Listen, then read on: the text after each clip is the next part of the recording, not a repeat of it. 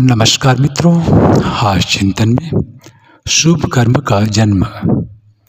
चलते रहने से ही व्यक्ति मंजिल तक पहुंच पाता है। भाग्य के भरोसे बैठे रहने से मंजिल तक नहीं पहुंचा जा सकता है। इसलिए भाग्य को नहीं, कर्म को प्रधान कहा गया है। कठोर परिश्रम और पुरुषार्थ के द्वारा ही हम जीवन में सफल और सुखी हो सकते हैं। परिश्रम और पुरुषार्थ करने के बजाय आलसी, प्रमादी, अकर्मण्य और निष्क्रिय बने रहने और भाग्य के भरोसे बैठे रहने वाले लोगों को जीवन में निराशा और असफलता ही हाथ लगती है। अस्तु हमें सदैव सच्चाई और पुरुषार्थ के पथ पर सक्रिय रहना चाहिए और चलते रहना चाहिए, क्योंकि कर्मरूपी पथ पर चलते रहने से ही मंजिल प्राप्त होती है। समस्त शास्त्रों में कर्म को ही प्रधानता दी गई है।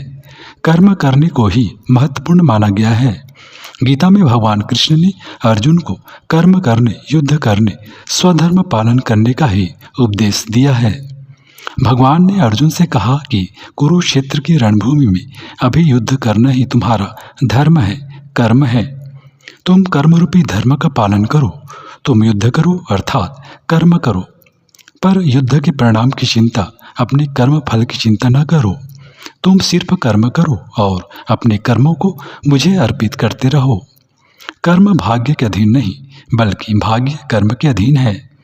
हाथ की लकीरों में अपने भाग्य को ढूंढने के बजाय अगर हम हाथों से कर्म करें, पुरुषार्थ करें, तो हम जो कुछ चाहें वह प्राप्त कर सकते हैं। गोस्वामी तुलसीदास जी ने रामचरितमानस में कर्म को ही प्रधान कहा है। कर्म प्रधान विश्व करी राखा, जो जस करे सो तस फलु चाखा। सकल पदार्थ है जग माही, कर्महीन नर पावत नाही। अर्थात गोस्वामी तुलसीदास जी कहते हैं कि विश्व में कर्म को ही प्रधान रखा है। जो जैसा कर्म करता है वह वैसा ही फल भोगता है। इस संसार में हर वस्तु उपलब्ध है और हम जो पाना चाहते उसे कर्म करके, पुरुषार्थ करके प्राप्त कर सकते हैं।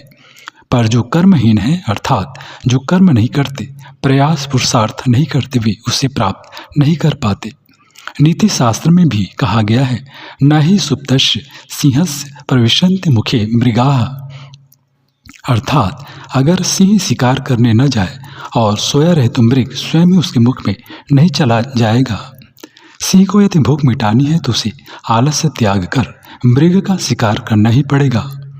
उसी प्रकार हमें जीवन में जो कुछ पाना है उसके लिए हमें तदनुरूप कर्म, प्रयास, पुरुषार्थ करना ही होगा।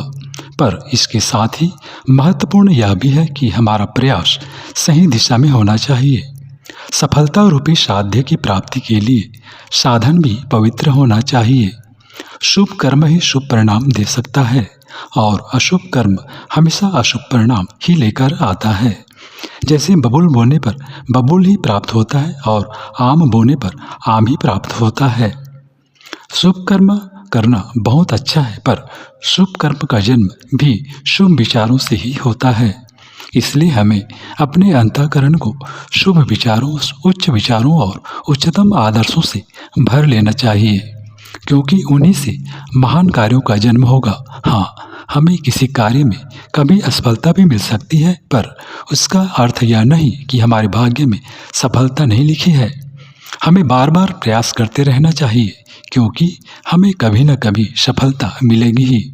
इस संदर्भ में योग ऋषि परम पूज्य गुरुदेव ने बड़ा सटीक और सुंदर कहा है कि असफलता मिलने का अर्थ भाग्य खराब होना नहीं है, बल्कि असफलता का अर्थ मात्र इतना ही है कि सफलता का प्रयास पूरे मन से नहीं हुआ।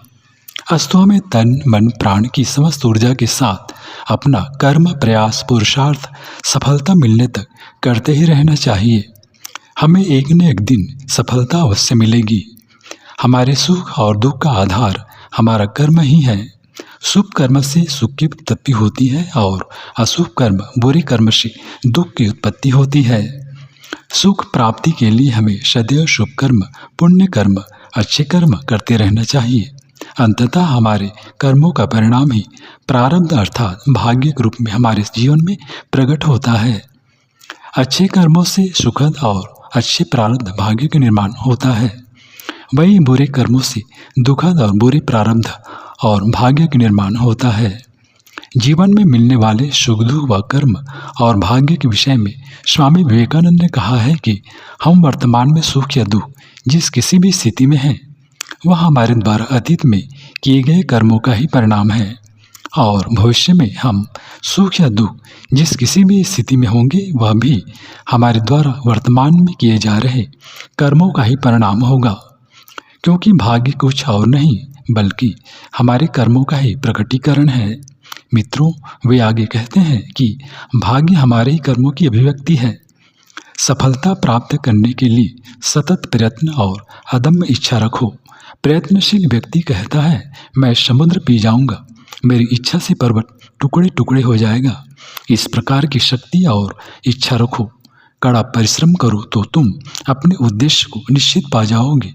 और हमारे लिए उपनिषद का यही आदेश है, संदेश है कि उत्तिष्ठ जागृत प्राप्त वरान्य बोधत, अर्थात उठो जागो और तब तक मत रुको जब तक लक्ष्य प्राप्त न हो जाए।